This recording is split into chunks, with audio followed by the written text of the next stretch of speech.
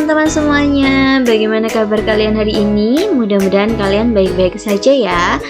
Oke, pada hari ini kita akan membahas materi IPAS kelas 5 SD bab 5, bagaimana kita hidup dan bertumbuh. Topik A, bagaimana bernafas membuatku melakukan aktivitas sehari-hari. Oh iya, bagi teman-teman yang baru saja bergabung dengan channel ini, saya ingatkan jangan lupa ya untuk like, share, and subscribe. Baiklah, kita mulai dari materi yang pertama ya teman-teman. Kita akan belajar mengenal organ pernafasan manusia.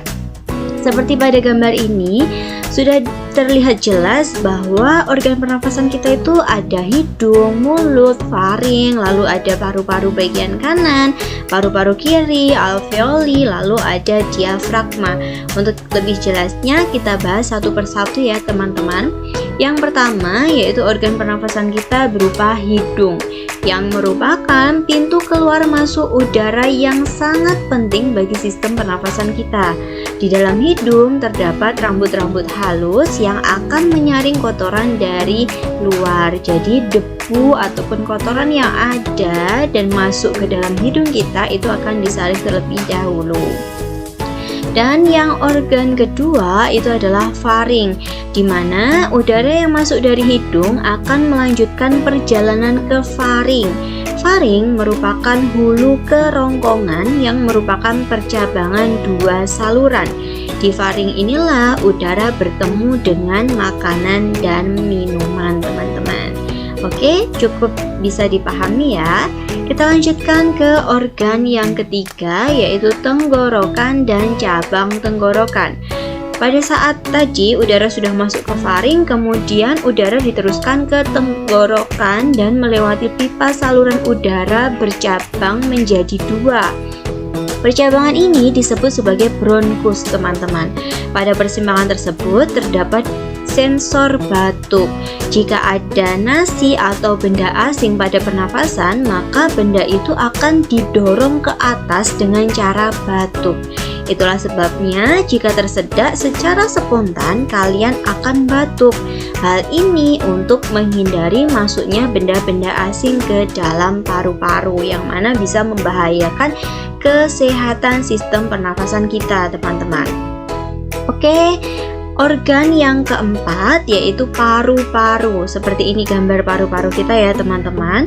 Ada dua, yaitu ya paru-paru kanan dan paru-paru kiri. Semua udara yang kita hirup akan masuk ke dalam paru-paru. Paru-paru terletak di rongga dada tubuh manusia. Manusia memiliki dua paru-paru, yaitu paru-paru bagian kanan dan kiri. Paru-paru terdiri atas satuan kecil yang dinamakan dengan alveolus. Seperti ini gambar alveolus teman-teman, ini terletak di dalam paru-paru kita. Alveolus ini atau alveoli merupakan tempat pertukaran udara antara oksigen dengan karbon dioksida. Oksigen diedarkan ke seluruh tubuh, sementara karbon dioksida dikeluarkan lewat hembusan nafas.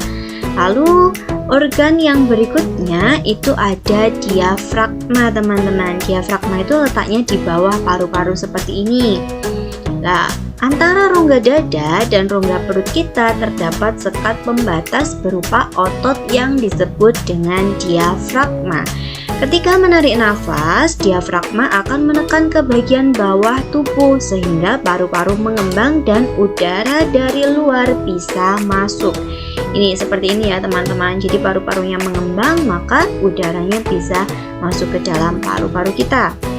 Lalu gambar yang berikutnya ini adalah gambar ketika kita menghembuskan nafas, yaitu ketika kita membuang nafas, diafragma akan melengkung dan menekan ke bagian atas tubuh sehingga udara di dalam paru-paru kita dapat keluar. Begitu cara kerja diafragma pada saat kita mengambil nafas ataupun saat kita menghembuskan nafas. Bisa dipahami ya teman-teman? Oke, bagus sekali. Kita lanjutkan ke materi berikutnya, yaitu mekanisme pernafasan manusia. Tahap pertama itu adalah menarik nafas. Saat menarik nafas, otot diafragma mengalami kontraksi dan paru-paru mengembang. Udara masuk melalui hidung menuju paru-paru. Kotoran akan disaring saat melewati hidung, trakea, dan bronkus. Lalu tahap yang kedua yaitu adalah pertukaran oksigen dan karbon dioksida yang terjadi pada paru-paru seperti gambar ini teman-teman. Ini pertukarannya itu terjadi di dalam alveoli atau alveolus ya teman-teman. Di dalam alveoli terjadi pertukaran antara gas oksigen yang didapatkan dari luar tubuh dengan gas karbon dioksida yang terdapat di dalam darah. Betul.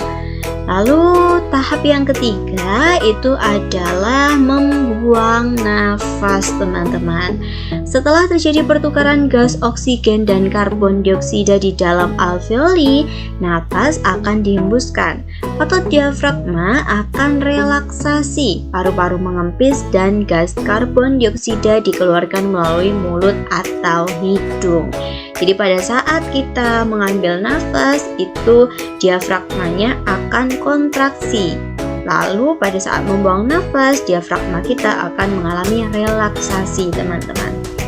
Oke, selanjutnya kita akan mempelajari tentang gangguan pernafasan pada manusia. Di sini kita akan membahas 4 penyakit sistem pernafasan teman-teman. Ada flu atau influenza, ada asma, ada bronkitis, lalu ada tuberkulosis atau TBC. Kita bahas satu persatu ya teman-teman. Dari flu atau influenza, ini adalah penyakit yang disebabkan oleh virus dan mudah sekali menular. Penularannya itu bisa melalui kontak langsung atau melalui cairan saat penderita batuk atau bersin. Ini mudah sekali untuk menular teman-teman. Lalu berikutnya itu ada asma teman-teman. Ini merupakan penyakit yang diakibatkan dari penyempitan saluran nafas. Sesak nafas menjadi tanda awal dari penyakit ini dan disertai bunyi. Itu pada saat mengambil nafas lalu ada bunyi, begitu ya teman-teman pada saat kita mengambil nafas. Dan asma ini bisa kambuh karena udara dingin, kemudian karena alergi terhadap debu ataupun terhadap bulu hewan teman-teman.